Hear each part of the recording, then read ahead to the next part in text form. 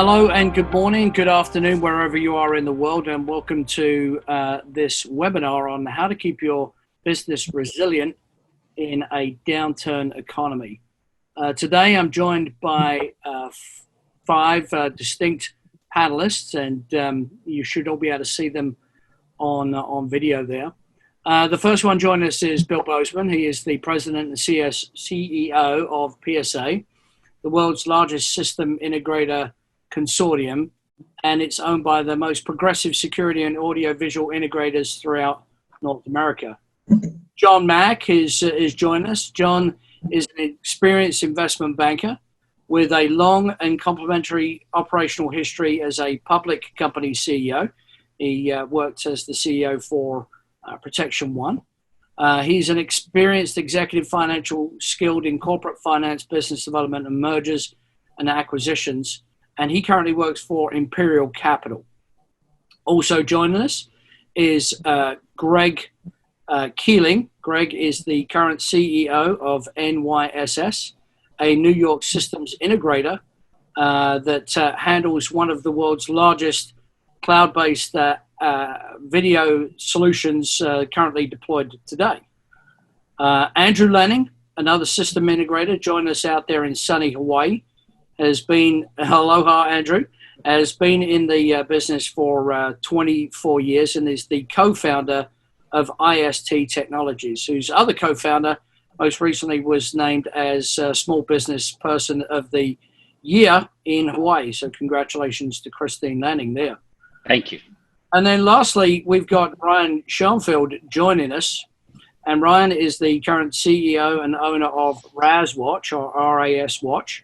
And he is a consultant and an investigator with over 25 years of experience.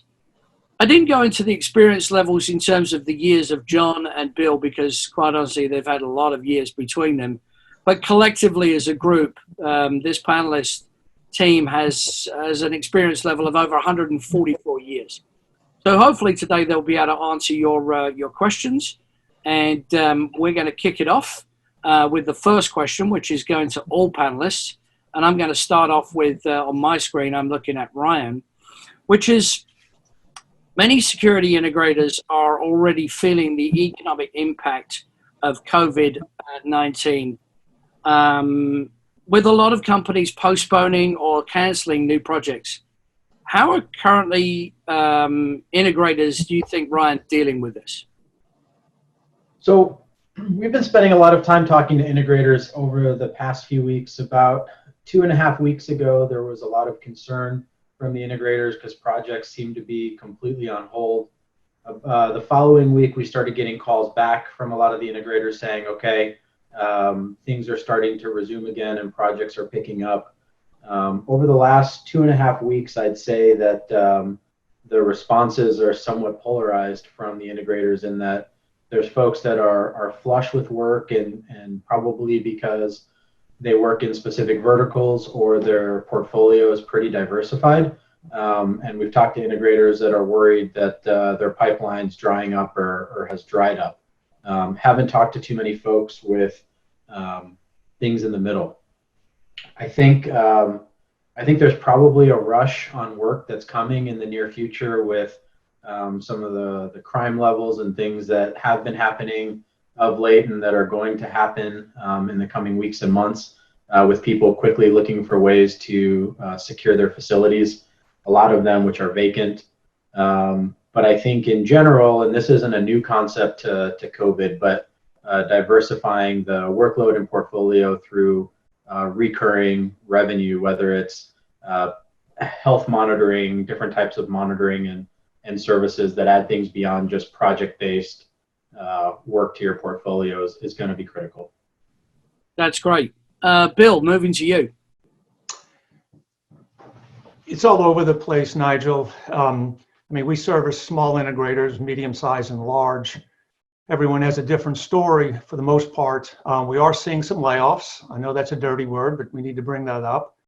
The larger companies, especially the manufacturers, everyone sees what's going on. There's been some substantial cutbacks on their part. As far as the integrator community, We have seen some, not massive. And I think what they're waiting for is to see what type of government assistance they're going to be receiving. Of course, that's a scary thing from my perspective. That's a scary thing to be counting on. But evidently, there are so many programs and so many rules that we're trying to get our arms around what those are. And many of the integrators are waiting for that assistance. Now, it's common sense that it depends on your backlog. If you have a 6-month backlog, then that's better than having a 1-month backlog. But I think it would be foolish if we felt that the systems integration community in general would not be implementing layoffs if they don't get a bailout, and that bailout needs to come fairly soon. That's great points. John, your perspective.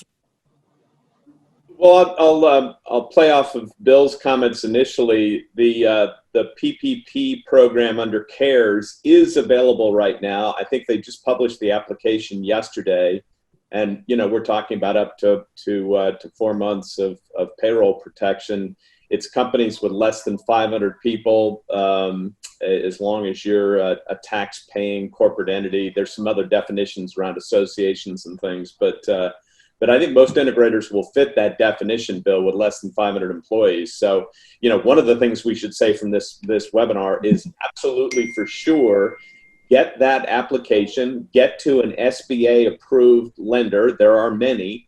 It is incredibly quick to get the funding. We're talking about a matter of days from application to funding. The banks have absolutely no risk. It's fully guaranteed by the government, and they actually make pretty good fees. So they're very motivated to get these loans out. So the first thing we can emphasize to anybody listening to this is get access to that capital. The sooner you can, the better. And then I would echo the comments we're hearing from others. Like we saw in previous recessions, there's some haves and have-nots in the scenarios we're talking about here. There's integrators that are focused on sectors that are not as hard hit. There are businesses that have more recurring revenue than less, that are less affected by the circumstances. And then we're seeing integrators and security players with very interesting new applications that are incredibly relevant under the current circumstances that creates opportunity. We were all talking about before the webinar kicked off this morning. There's the old Chinese proverb that in adversity, there's opportunity. So, everybody should be looking at places where technology from the security industry is going to be relevant to businesses and otherwise the current circumstances. That's great. Andrew, love to hear your perspective. You're out there on the beautiful Paradise Islands. What are you seeing? What are you hearing? Well, from a resilience perspective, obviously DoD and critical infrastructure, I think, are great industries. We support them here, and I'm talking about telecommunications, energy sector, water sector, DoD, federal government, municipal government. That's one of the strategies we have. Those folks are busy when there's a crisis. Those folks need to work, and those industries need to work. So add those to your portfolio in your local community if you don't work for them. If you want to be relevant when times are tough, you got to be relevant to the national security strategy, and critical infrastructure is a part of that strategy. The other piece of resilience, I think, is to have a broad set of offerings, because we also have cloud-based services for, multi-dwelling units and people that really don't understand equipment, can't have it on their site. They just need the functionality. So we have revenue that comes in from that as well. And the other thing we do is we partner with others. I have revenue from partners that's still coming in for services that they provide for me on behalf of my customers. So there's 3 strategies that I think are make a company resilient. And that's to work in a lot of vertical markets, especially those that are important to national interest, national security, offer a variety of services, and then offer partnering services as well. And, that gives you multiple revenue streams that you can draw from in times like this. Yeah, got it. Greg, out in ground zero, epicenter of COVID-19, what are you hearing? What are you saying? It's funny you mentioned that. Being in the middle of this, literally, as I sit in my office today, I'm literally in the middle of this. And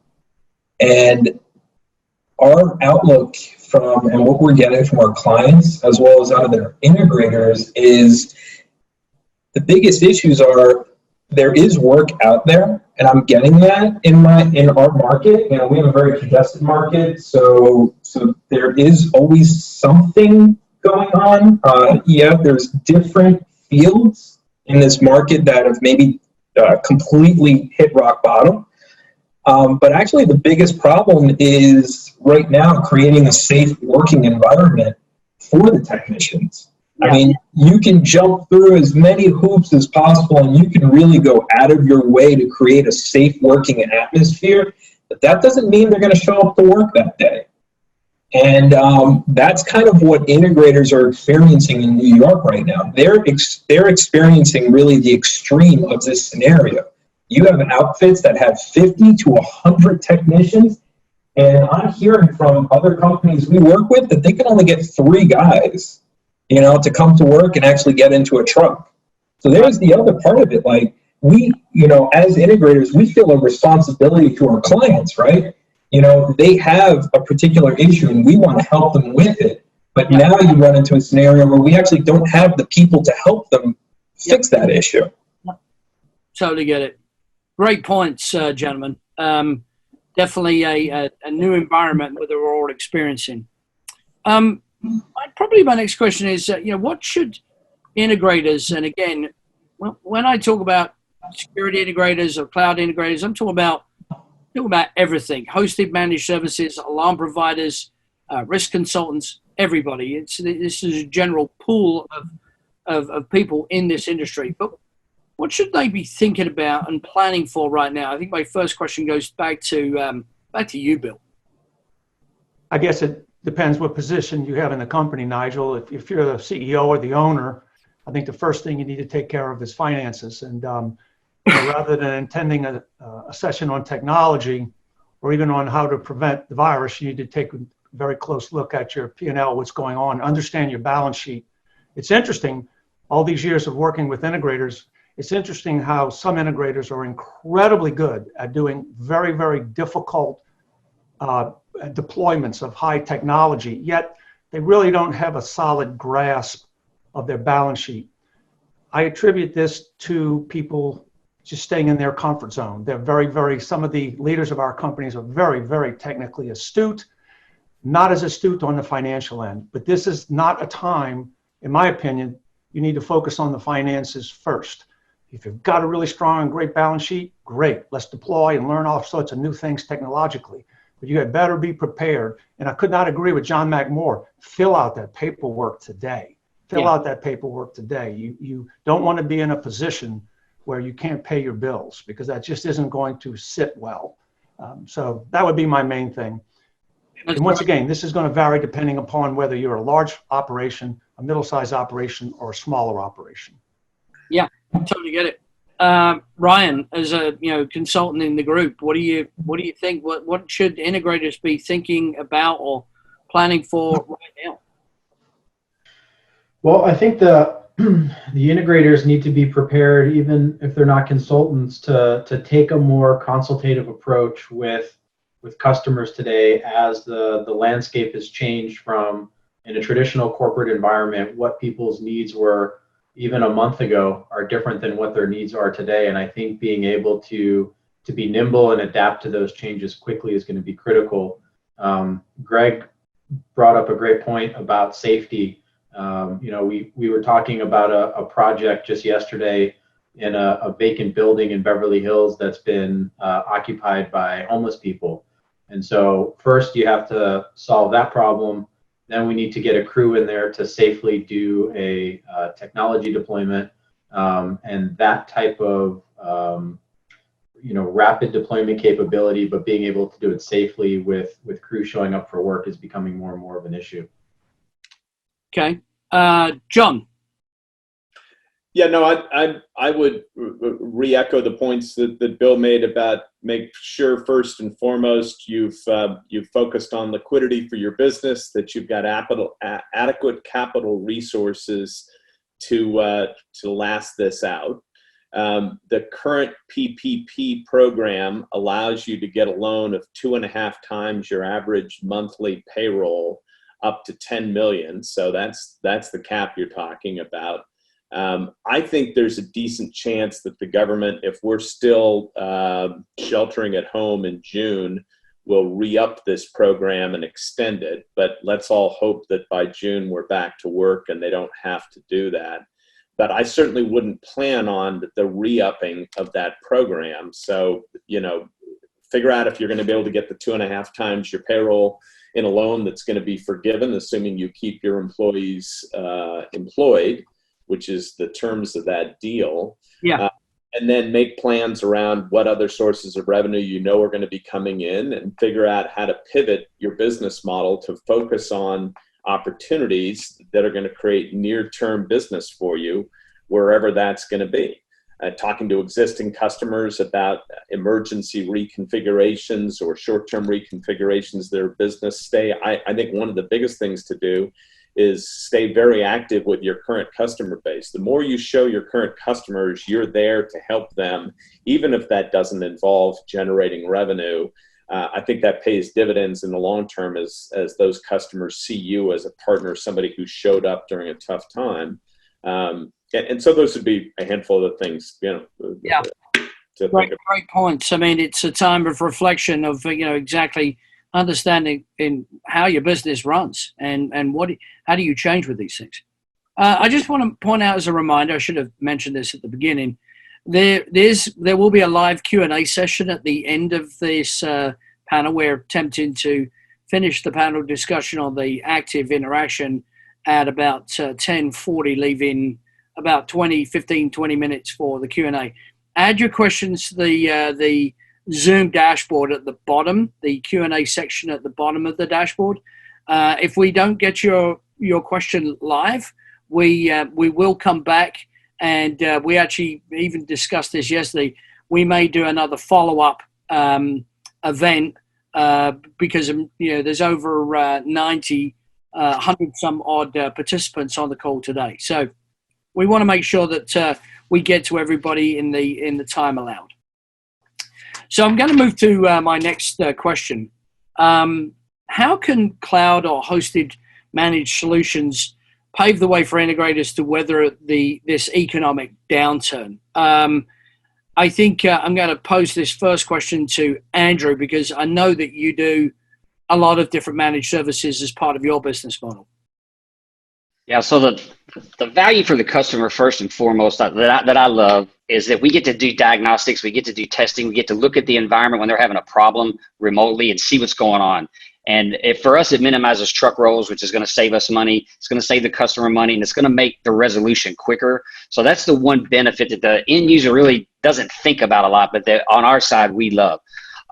Second, if they are incapable of managing technology, cloud solutions are perfect, because the last thing these people need is some kind of Windows server, some kind of firewall, some kind of network equipment, switches, all this stuff.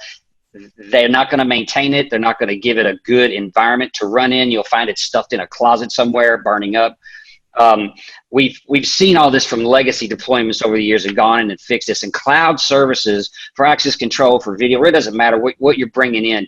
If you know you've got an end user who cannot consume technology, and we all know these types of managers. You see like resident managers of multi-dwelling units, retail managers. These people don't need a security management headache, right? They need the equipment to do something for them, and that's what they care about. They also love the reports at the end of the month, right? That lets them know there's some value there. I would emphasize that you make sure you put that in their face so they get reminded that you're doing all this stuff for them, and it won't lose value. On our side, we get the same benefit from being able to quickly service and support them. When something's wonky, we get a service ticket in, we can pop up and look in the cloud infrastructure and see what's going on.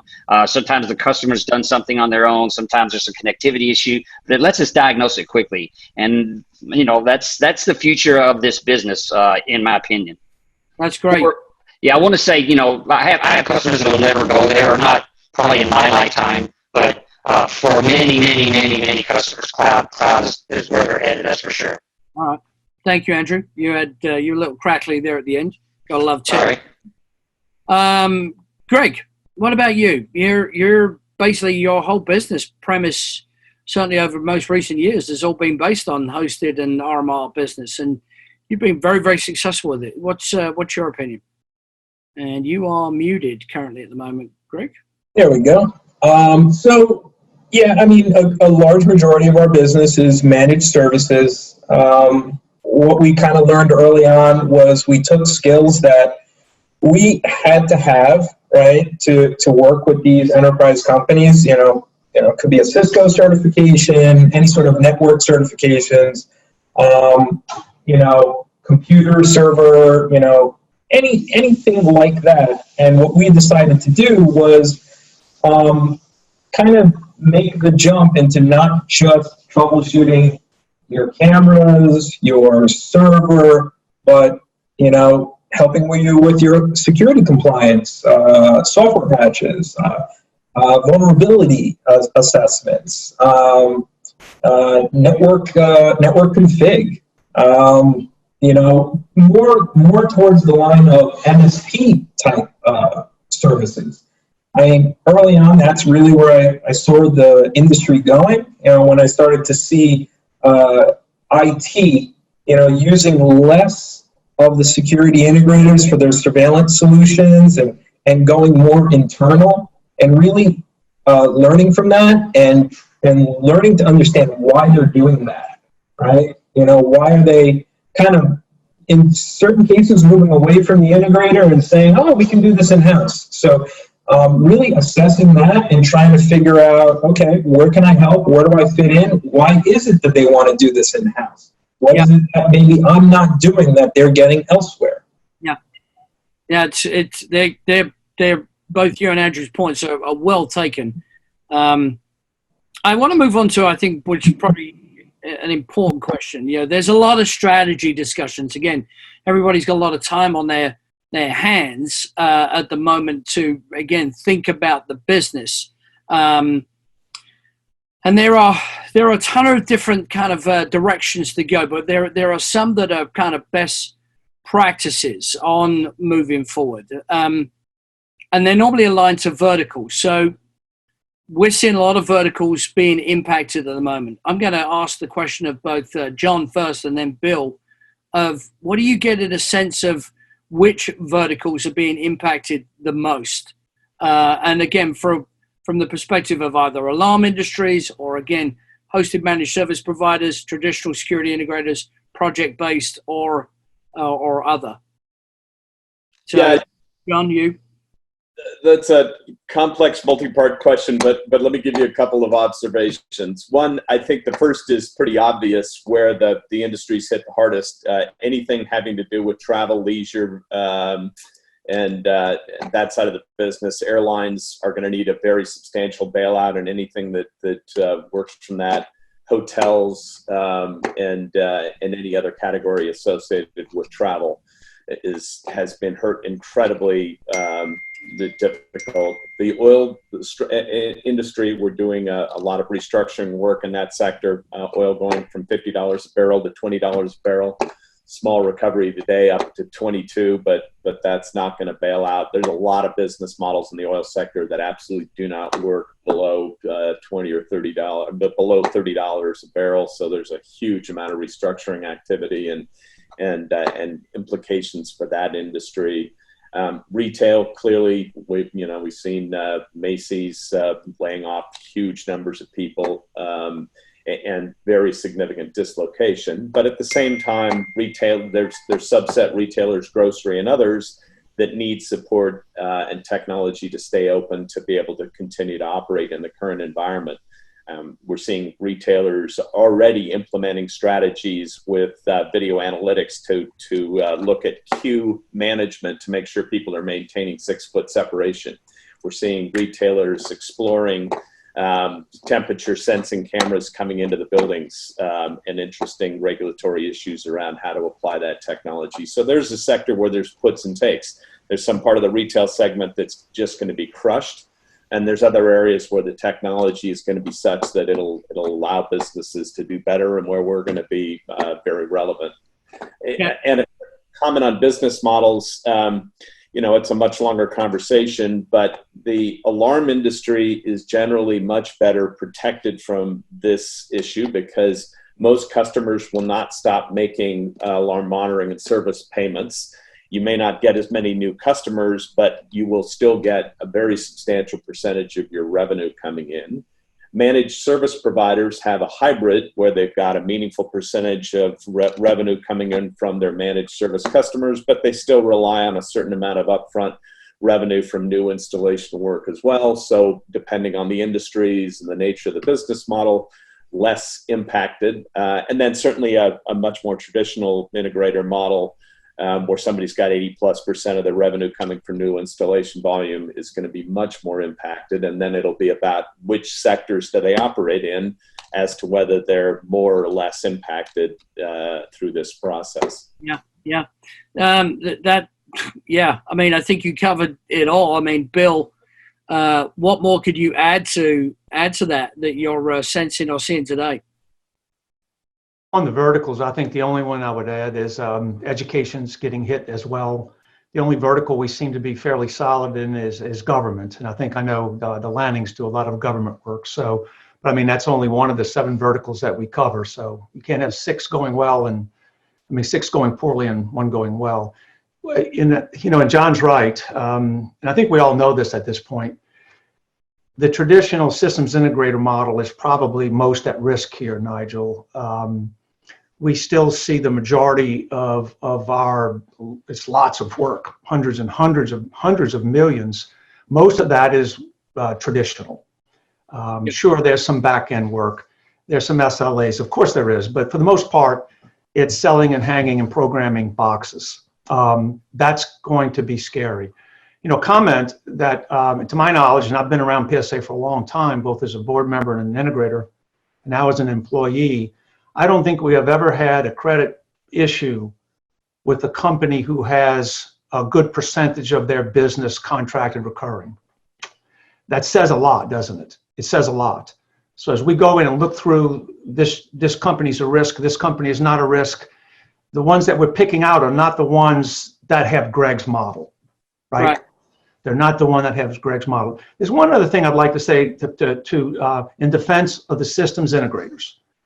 And that is, put yourself in their shoes if you're not one. All right, put yourself in their shoes. You have, up until the virus, you have more work than you can possibly do.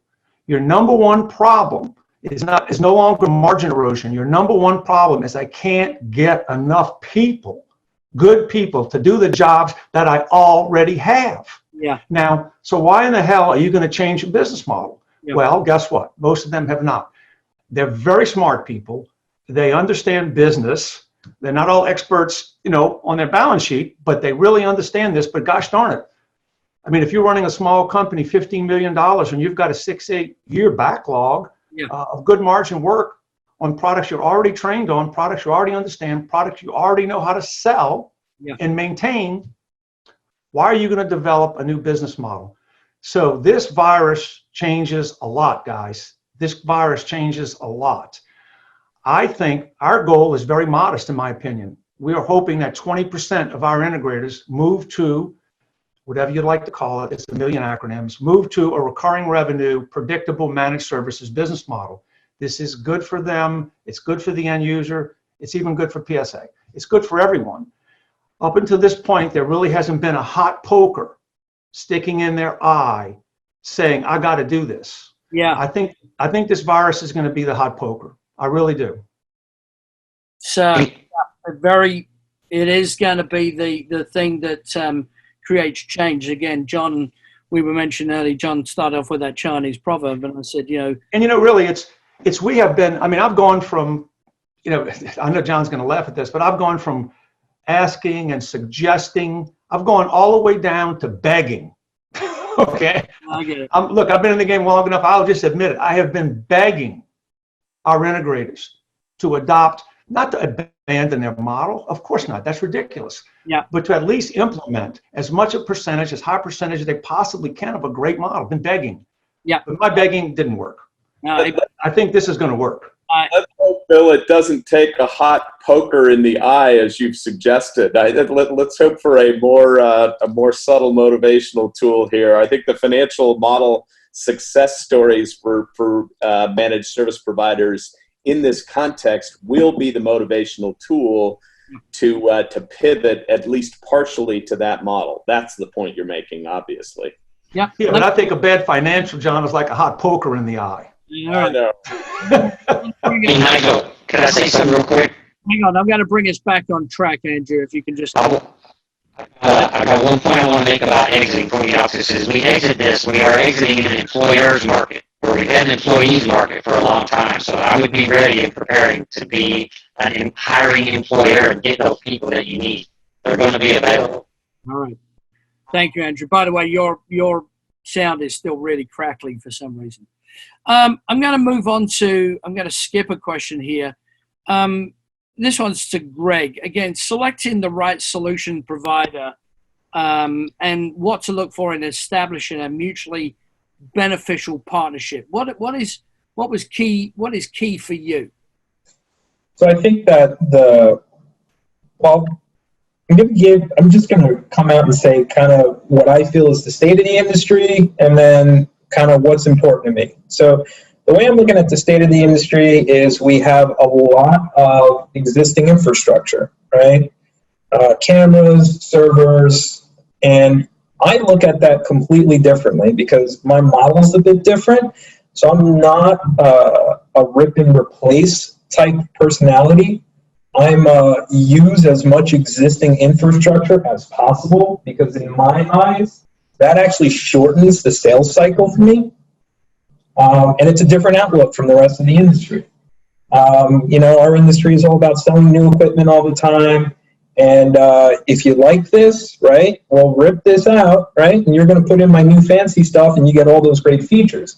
The way that I decided essentially what platform I wanted to use was, my criteria was, can I run the platform on off-the-shelf hardware, right? Can I go into an existing site with existing cameras, existing servers, and essentially, with a quick change of the software, migrate this customer to cloud, right? And there's different definitions of what cloud is. But at the end of the day, right, what we're looking for is, it's not about cam to cloud or gateway to cloud. It's essentially creating a simplified user interface, single pane of glass management, right? Self-service, which you really can't do with an on-premise system. That is what attracts me to cloud. So my decisions, for my hardware are totally around that. It's, hey, I don't want to sell somebody an embedded machine. I don't want to sell them a piece of equipment and make them throw out or dispose of something that has plenty of life left on it, right? So, that's pretty much my biggest decision maker, right? Is kind of like a frictionless approach to the migration to cloud for people, right? Yep. Make it as painless as possible. Yep. Great points. Ryan, I got a question for you. So how do integrators and companies, how do they look at solutions to complement their current portfolio? Well, I think we're at an inflection point. We'll stipulate to Bill's hot poker for now and say that companies have to do something to adapt regardless of what the stimulus is to do it. So I think you have to look at it from two approaches. Number one, what are the capabilities of your company today and the people that you have on staff? So what can you do with what you have? And then what can you do with slight modifications to that? There happens to be great people available on the market now for unfortunate reasons. But with the right finances in place, which has been addressed, it's actually a great opportunity to add to your staff with some really talented folks that are out there. The second one, and this goes back to Greg's question, is partnerships. There's a lot of providers out there willing to partner with integrators and others, whether services are white labeled or not, to increase the capabilities of your offering and drive additional revenue through your portfolio and offer it as your product, even if it's somebody else doing it for you. And I think Andrew hit on that early on, saying that he's got a lot of revenue coming in from work that other people are doing. Yeah, it's a great point. I'm going to move and change gears a little bit. PSA over the years has been a phenomenal resource for training in the industry. How does training impact, what integrators are currently doing today, and why should it be important today, especially when, they're either having to furlough employees or lay people off? Do you think there should be that continued investment? And again, I think I'm going to ask Bill, you the first portion of that question. Then I'm going to flip it over to Andrew, who is, the integrator that uses those resources. You're muted, Bill. Let's unmute you.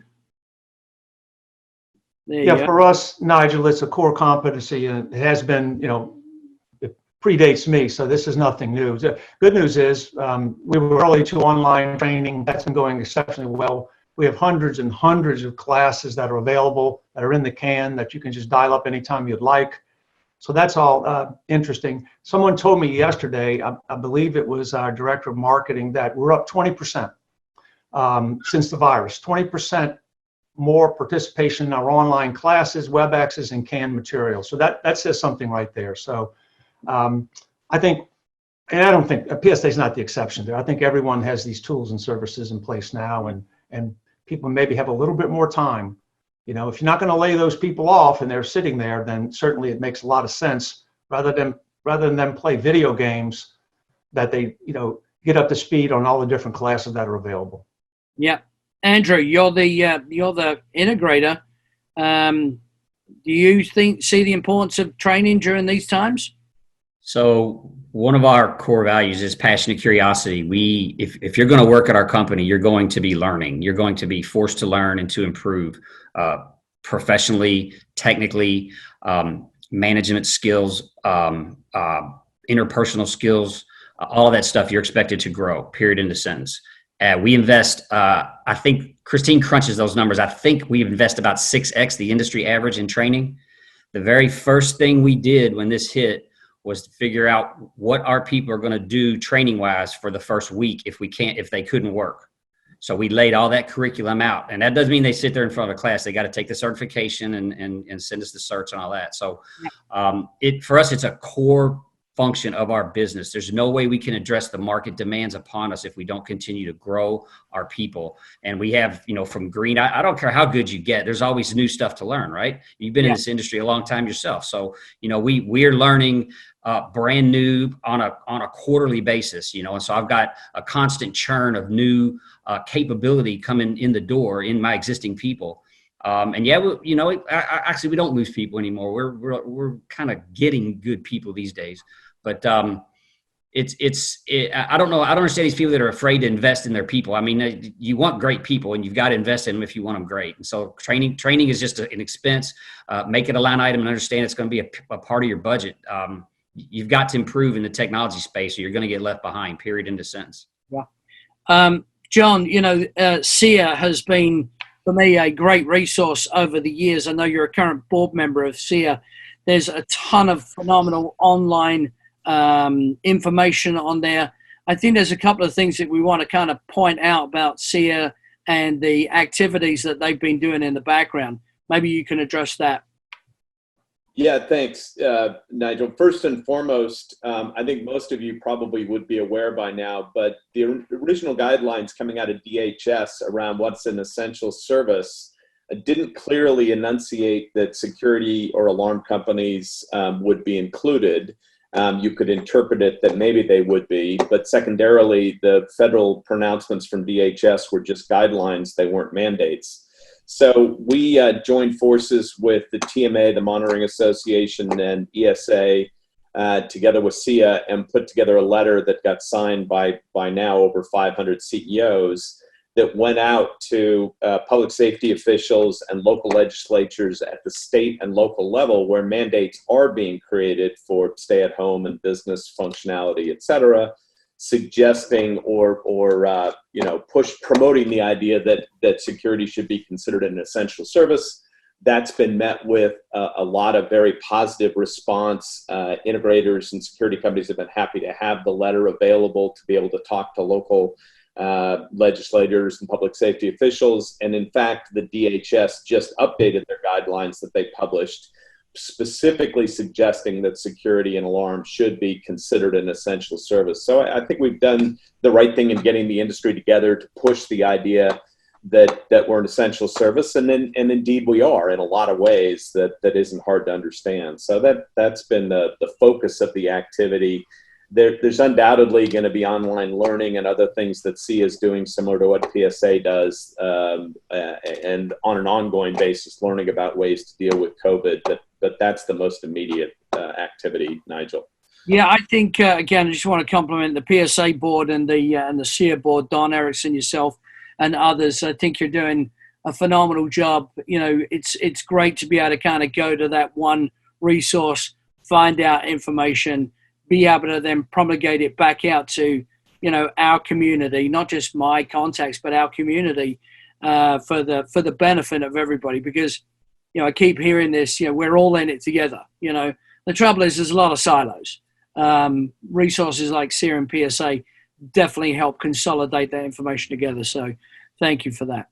That kind of comes to the end of our panel discussion. We got a lot of questions that have been coming in. One of them, I'm going to go straight back to you, John. And I think this one's really interesting. It said, for John Mack, do you think COVID will already has led to a greater adoption of DIY technologies in the residential market? And how can integrators in the residential market deal with this threat? So I'll give you 2 minutes on that response. I actually have a reasonably significant exposure to some of the DIY companies in the alarm industry for the residential sector. And so far, what I'm hearing from that group is that their lead volumes for their business are holding up reasonably well. They're off, but not off near as much as you might expect. And the closing ratios are higher. So you could end up having a net gain in business during this period of time, because people perceive the ability to get a security system that they'd like to have without the need to have an installer and somebody in the home is a big deal, obviously. The other sector that's been positively impacted, maybe even more so, is the PERS, or the medical alert telemedicine business. You can only imagine why, seeing the implications of having your elderly relatives in a care facility where people are getting COVID and dying versus having a very good telemedicine PERS solution to protect your elderly relative in their home. That's a pretty big deal. So that sector is actually doing quite well. And it's similar to DIY in as much as most of those systems are DIY. They are not professionally installed. So it's got the same implications to it.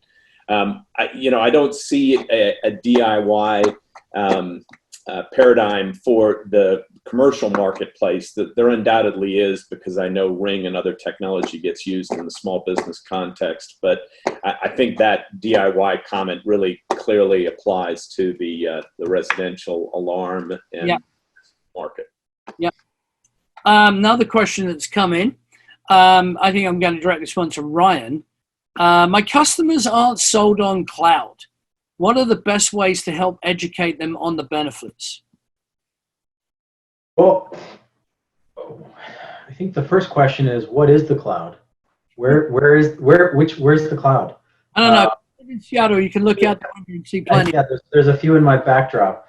But I think the reality of people not being sold on cloud is they just don't understand what cloud is and what it means.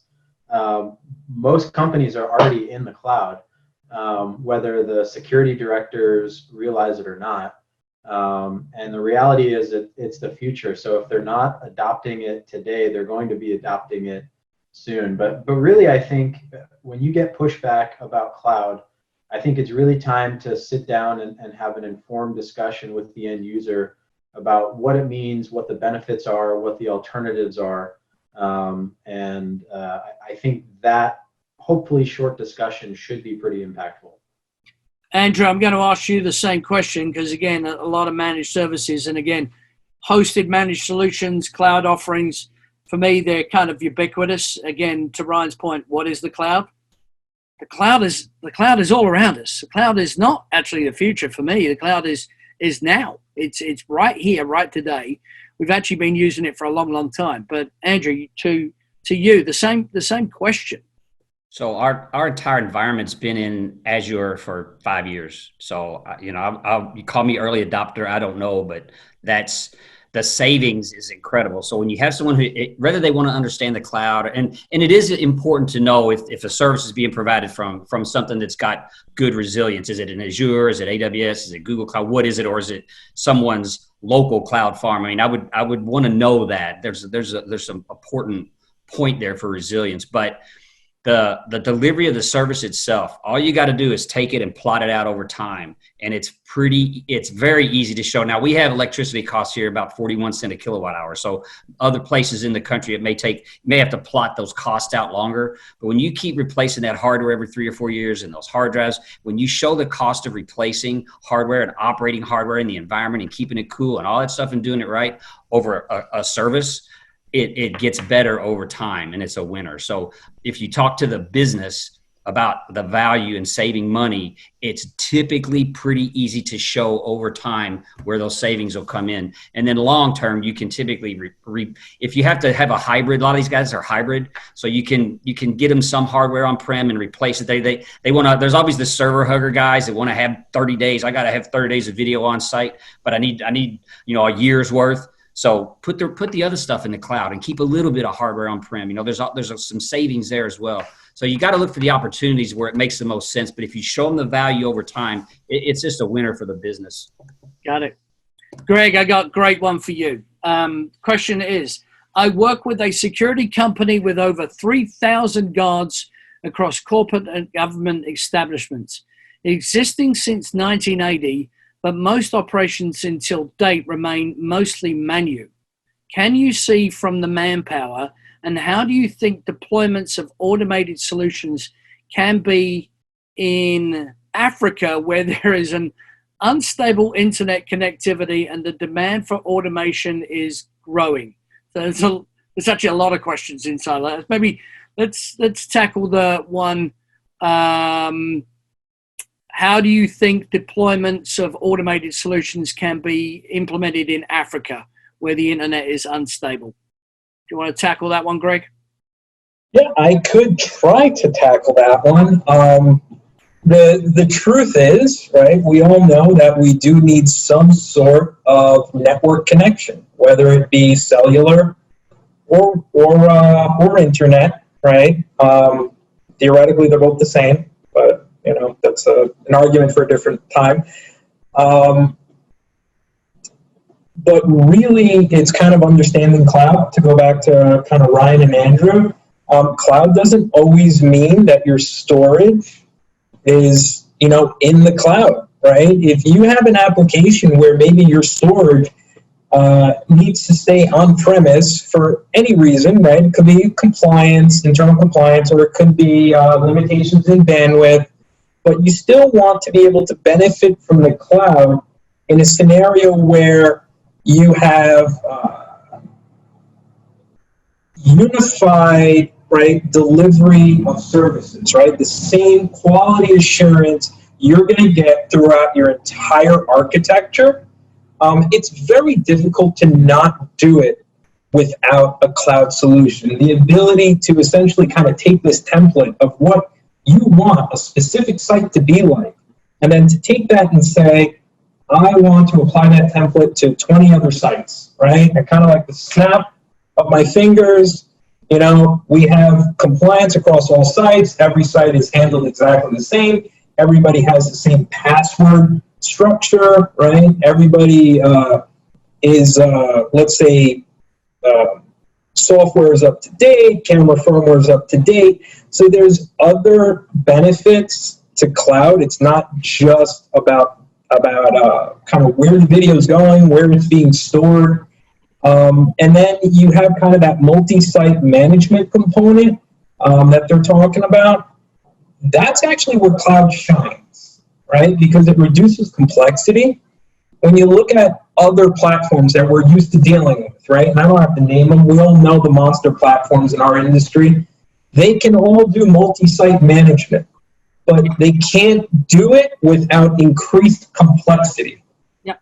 So, you know, I can handle 25 sites, but in order to handle 25 sites, I need 5 servers and a server farm somewhere. I need 1 server on site that's going to do my video recordings, but then I need another server on site that's going to take that video information and send it to the server farm where I have the 5 management servers, right? So when you start taking all of that complexity, right, then you really start to understand where cloud becomes so powerful, because it eliminates all that complexity. All that, in my eyes, all that madness, right? And it kind of gives you that one throat to choke, you know, that one traffic master that's essentially going to manage all of those components in one single pane of glass. Right. Great long answer. Great stuff. Really insightful. Hey, Nigel, could I chime in for just a second? Well, I got a question for you, John. Okay. All right, so this one's come in, and this you're kind of a popular guy. You got a lot of questions for John. It says, once this all shakes out and we get back to business as usual, what will this mean for the dealer integrator landscape, especially from an M&A perspective? And again, a couple of minutes in response to that, please, John. Yeah, sure. What it's going to mean is that companies that can show that they were able to get through this difficult period reasonably well, can show that they were resilient and were able to pivot and make operational changes that got them through it successfully, however you define success, revenue, EBITDA, or otherwise.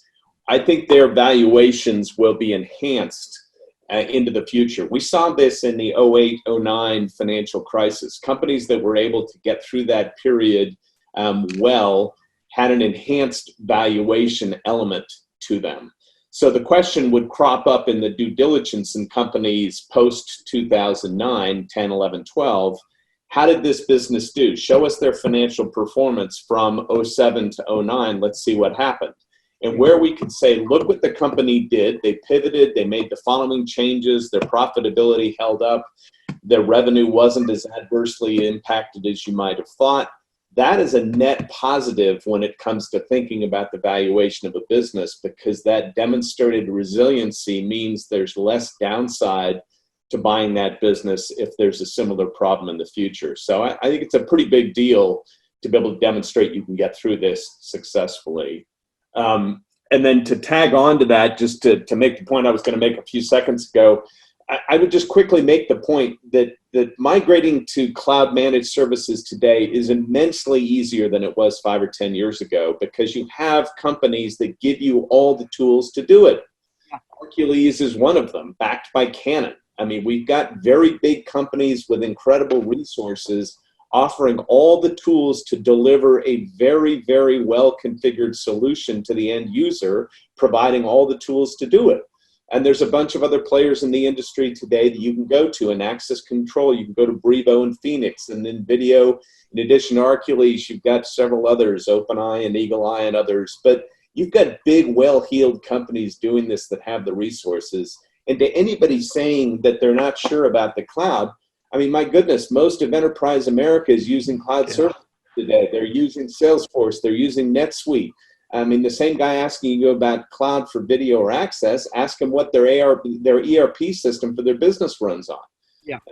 They're probably running their financials and all of the rest of their critical infrastructure on a cloud-based system. And the idea that security should be in that same infrastructure is incredibly compelling. Right. So we're in an environment where you should be pounding the table about why it makes sense today, and you've got all the resources to do it. I'm going to come to 2 final questions, and this one comes in from Ron Warman, who's the current principal managing director for the Sage Group. This one's directed at Andrew Lanning. Firstly, is there an ROI or return on investment template based on what you said about the payback for the client that integrators can leverage? Or do you have an ROI document that you could share to help us, quote, sell? So, Andrew, that one's to you, to your good friend Ron Woolman. Yeah, from Ron, no problem. Like, so it's really individual. Each one of them is different. It depends on the requirements that they have. We've got one that has a front door, back door, right? So that was real easy to show them. They didn't want to have a hardware running at each one of those facilities. So you connect those front door, back door, you got 2-door access control, 50 sites, boom, 100 doors, all talking to the cloud. That made total sense from a monetary perspective. So I don't have a particular template, but you've got to sit down and look at what would be the installation cost, what's all the hardware, what's the maintenance, what's the energy, what's the AC to cool it. You look at all those costs and put them together, right? That's going to be, and put over 3 years or 5 years if you're going to lease it to them or whatever. And then you can show them very, very readily. It becomes quite apparent. And energy is a high thing out here because you got to cool the gear and you got to run the gear. And so that's an issue out here at 41 cents a kilowatt hour. If you're only paying 9 cents, it might not be such a big deal. But when you put all those costs together, you'll take that out over some period of time, and it's generally a lot easier to show them. They don't have to replace all that hardware, and the cloud will run all that infrastructure for them. Plus, you get all the other things that Greg talked about as far as the ease of use, the ease of run, the ease of resilience, the ease of backup. Everything's there and working. Now, to the gentleman who had the question in Africa, very good point about connectivity. So if you have poor connectivity, you may not be able to support these services. But I think everybody forgets access control. We used to call those panels every day, right? And we dump card holders to them. Remember when we did it on phone line? So I'm that old.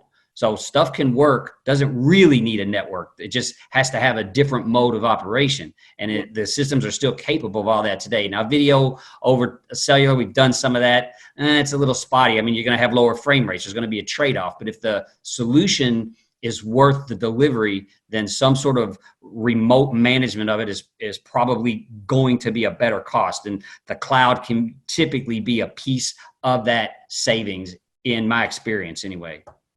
All right. I'm going to give the last closing question to Bill Bozeman, because by my calculations, adding everything up, including dog years, carry the 3, divide by 4, I think you've been in business in Thanks. at least 100 years or something. No, so the industry is changing. A lot of my work. This question is a lot of my workforce is forced to work from home. Is the shift in working location is that a shift that's here to stay? Love to get that final perspective. This is the new normal for us today. We're all at home. Some of us are on the beach. Some of us are in some newsroom. Some of us are in a field of cows. And Bill, you're down in Mardi Gras Central. So is it changing? Is this the new normal? Well, I certainly think it's going to have a huge impact, and I think it's going to head in that direction now. But I don't think every office building in America is going to shut down after the virus threat eventually goes away, which I believe it will. So I do believe, however, that it's working fairly well. And I'll be the first to admit, our director of education, Anthony Berticelli, told me that, who also has responsibility from our customer service, actually has statistics for me to review that shows we're more efficient working remotely. Now, will our sales team be more efficient working remotely? Will our accounting team be more efficient working remotely? These are all things we'll evaluate. But I've got to say, I would have to think that for the most part, the internet has held up well. Zoom, with the exception of the hacking that's taking place a little bit here and there, has held up well. And this is proof that working remotely probably works better than many of us anticipated. Yeah. Thank you, Al Gore, I suppose. Yeah. Gentlemen and attendees that are on, and I thank you, all of those that stayed on. I really appreciate your time in this time of increased busyness. I expressly want to thank the panelists, Ryan Schonfeld, John Mack, Andrew Lanning, Greg Keeling, and Bill Bozeman for their valuable time in leading up to this and preparing for it. We will be putting out a notice for all of those questions that were asked and we didn't get to answer. And we will be looking to do a follow-up event in probably at least 6 to 8 weeks after we think that this is all over, as a kind of a post, what did we really learn from this and how are we really changing? And then lastly, we have, there is another learning webinar that is next week.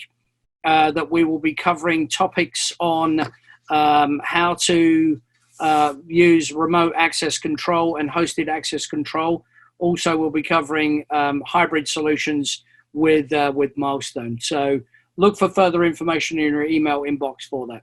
Appreciate everybody's time, and have a good afternoon and a good morning for wherever you are in the world. Thank you.